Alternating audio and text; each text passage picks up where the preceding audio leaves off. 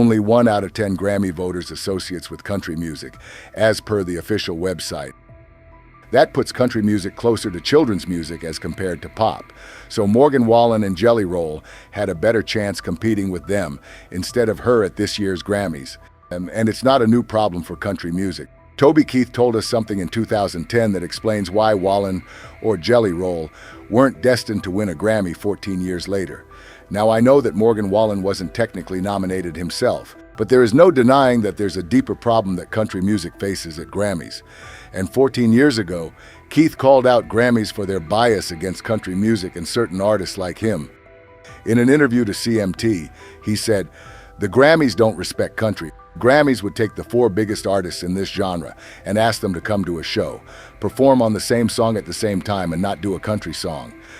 And he said this used to upset him earlier, but he learned that by trying to fit in and being something he is not, he will only distance himself from his true fans. So he stopped trying. Grammys didn't like Keith's outspoken attitude, and Keith couldn't care less. Wallen, too, is a victim of perception. He was banned from award shows in 2021 for reasons we all know. Doesn't matter that he was the only one who could challenge Taylor Swift 3 years later. But before you think that it's just a young Toby Keith speaking, frustrated with his losses, take a look at this.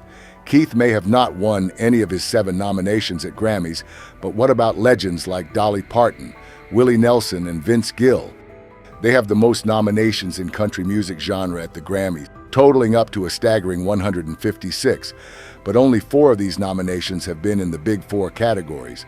That's because the problem lies with the voting system and the perception country music has with voters who don't associate with the genre. This is what Beverly Keel, a former MCA Records Nashville executive, has to say on how country music is perceived.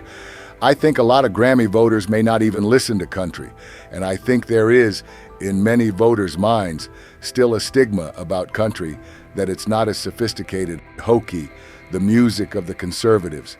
Stereotypes about country music still exist, twangy songs about my dog and my mom dying. And it can be perceived by some as not as good or influential as other genres.